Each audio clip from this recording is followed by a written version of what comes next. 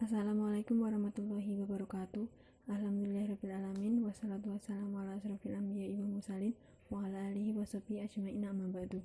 Yang terhormat Bapak Syarifuddin selaku guru mata pelajaran fikih kelas 12 di Man 1 Sleman.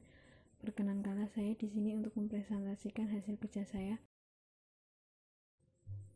Yang pertama ada ihtisan.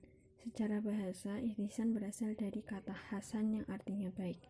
Menurut para ulama fuqaha, ihtisan secara etimologis berarti ihtisan dibedakan menjadi beberapa macam. Yang pertama ada ihtisan bi'an-nas atau ihtisan berdasarkan ayat atau hadis, yaitu penyimpangan suatu ketentuan hukum berdasarkan ketetapan qiyas kepada ketentuan hukum yang berlawanan dengan yang ditetapkan berdasarkan nas, Alkitab dan Sunnah. Yang kedua, ihtisan bil al-ijma atau ihtisan yang didasarkan kepada ijma.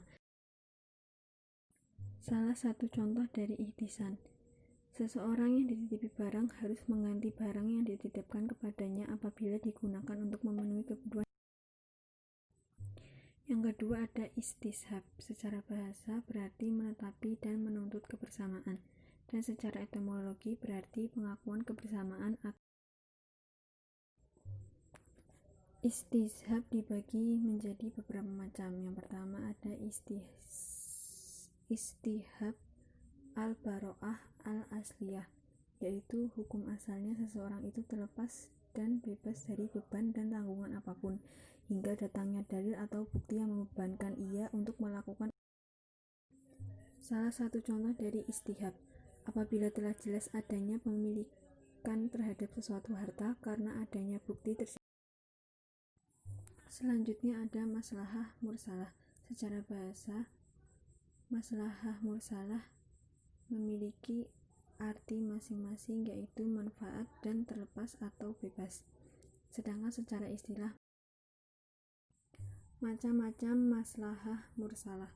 Yang pertama, berdasarkan keberadaan maslahah menurut syara, dibedakan menjadi 3, yaitu maslahah mutakbaroh, maslahah mulgoh, dan maslahah mursalah.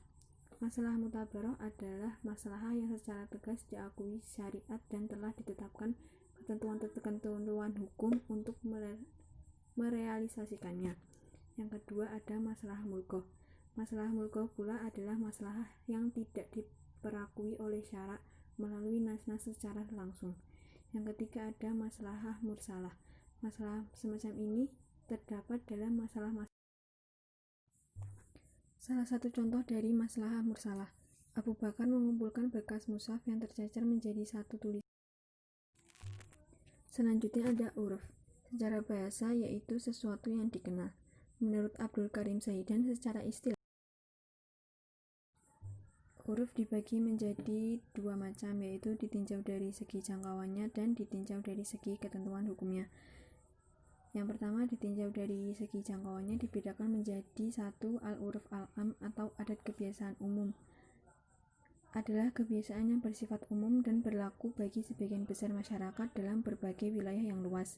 Yang kedua ada al-uruf al-khosos atau adat kebiasaan khusus, yaitu adat kebiasaan yang berlaku secara khusus pada suatu masyarakat. Salah satu contoh dari uruf, jual beli makanan yang diukur dengan tukaran, semakin majunya zaman diganti dengan timbangan. Semisal budaya seperti ini tidak apa-apa, tidak berlawan. Sekian presentasi dari saya mengenai sumber hukum Islam yang tidak disepakati.